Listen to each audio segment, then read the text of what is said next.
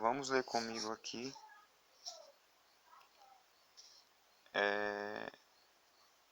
o livro de John Foxe,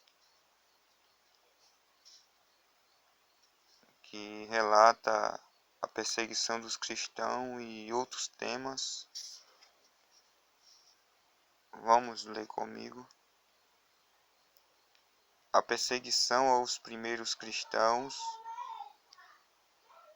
Cristo Nosso Senhor, no Evangelho de São Mateus, ao ouvir a confissão de Pedro, que, antes de todos os outros, abertamente o reconheceu como sendo o Filho de Deus, e pelo fato de perceber a mão secreta de seu pai, chamou, numa alusão ao nome dele, de pedra, sobre a qual ele construiria sua igreja tão forte que as portas do inferno não prevaleceriam contra ela. E essa igreja foi construída sobre a revelação de quem Jesus é.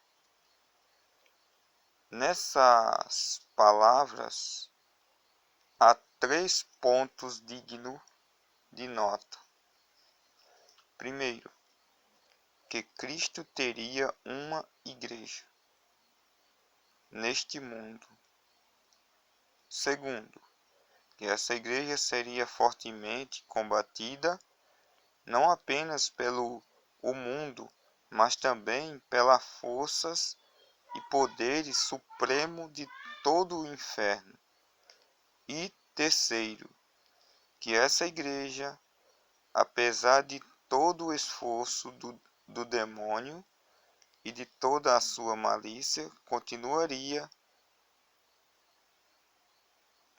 A profecia de Cristo nós a vemos admiravelmente realizada de tal modo que todo o percurso da igreja até o dia de hoje pode parecer simplesmente a sua concretização. Primeiro, nem é preciso dizer que Cristo estabeleceu uma igreja. Segundo, que exércitos de príncipes, reis, monarcas, governadores e dirigentes deste mundo, juntamente com os seus súditos, pública e privadamente, com toda a força e astúcias, voltaram-se contra essa igreja. E terceiro, como essa igreja, apesar de tudo isso, sempre resistiu e preservou o que é seu. As tormentas e tempestades, por ela superadas, formam um quadro admirável. A fim de apresentar esses fatos de modo mais evidente, eu preparei este livro de história com o objetivo de, primeiro, pôr em evidência as maravilhosas obras de Deus na sua igreja para a sua glória.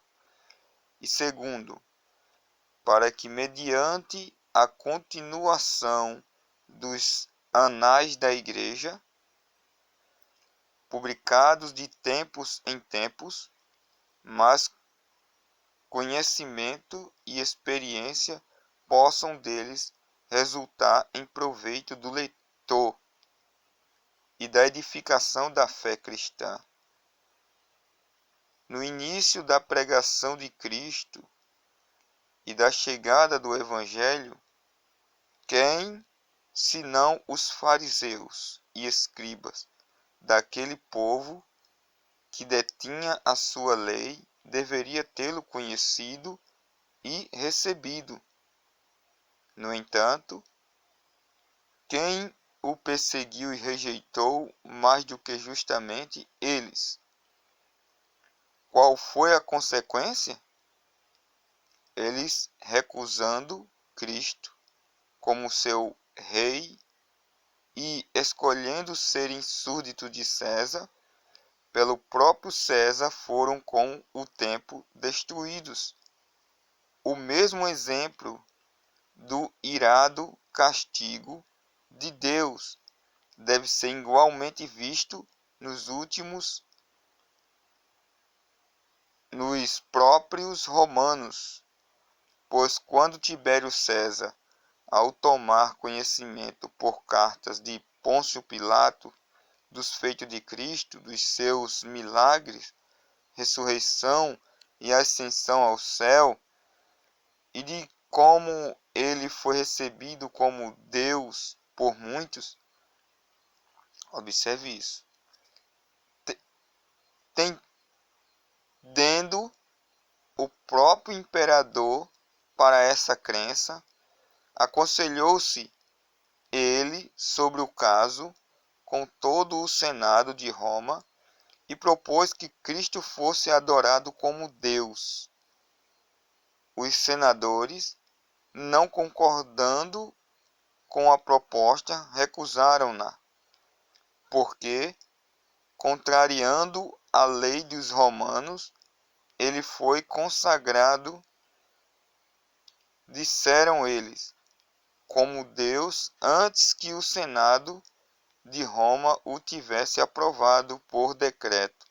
Assim, os vaidosos senadores, satisfeitos sobre o reinado do imperador e não satisfeitos sobre o manso rei de glória, filho de